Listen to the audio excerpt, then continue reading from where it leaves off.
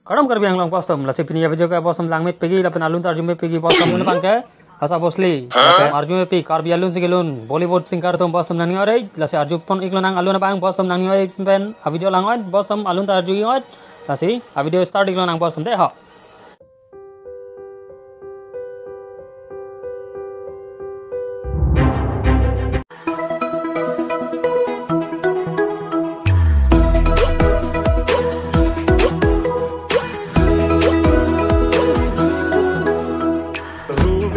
Jan go bo na pin nam sam bo no nang chuan king sam bo na lo bong mu kan bo nang ti ri nang ti ra nang ni lu bong kan bo nang the ma so bo bong le nang ma nom kan bo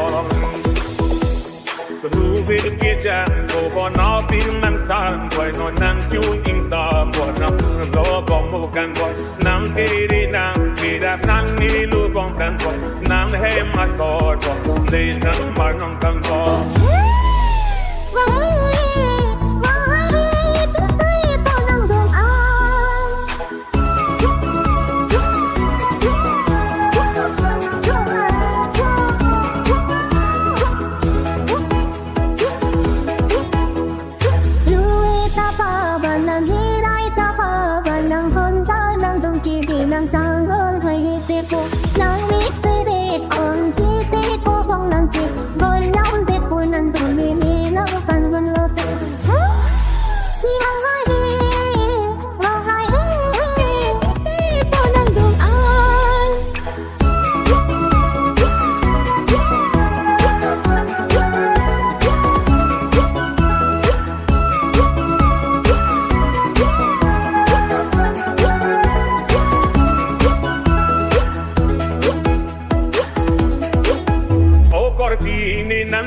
Nam pa ko ke nan ban tu pa bang tu da palam a ha bin ni pan o par bi ni nan khan nam pa ko ke nan ban tu pa bang tu da palam a ha bin ni pan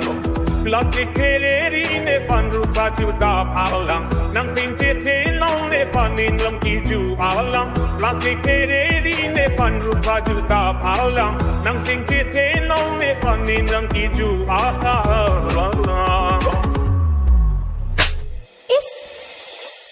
Coba deh cibote pona, si bang hai,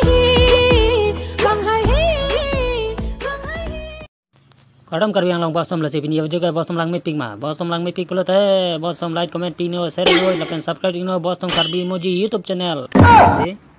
sapana kar dom de ho bostom la sepini video ka lan helo kang ton inglo bostom de ho